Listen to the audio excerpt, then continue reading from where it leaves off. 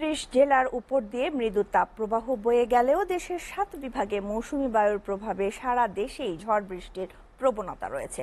চলতি মাসে ভারী বৃষ্টিপাতের পূর্বাভাস দিয়েছে আবহাওয়া অধিদপ্তর। এর কারণে দেশের উত্তরাঞ্চল, উত্তর পূর্বাঞ্চল ও দক্ষিণ পূর্বাঞ্চলে স্বল্পমেয়াদী বন্যার আশঙ্কা রয়েছে।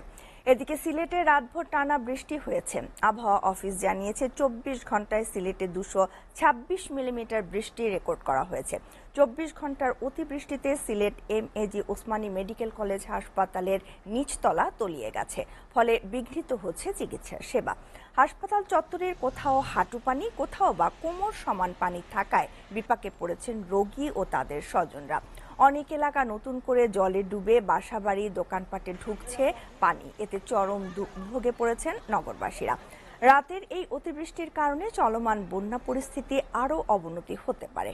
বৃষ্টির কারণে নগরীর পানি উন্নয়ন বোর্ড জানিয়েছে, অন্য নদীর পানি বিপদসীমার নিচ দিয়ে প্রবাহিত হলেও এদিকে রোববার পর্যন্ত সিলেটে বন্যার কবলে পড়েছে ৬,০৮,৩৩৫ জন।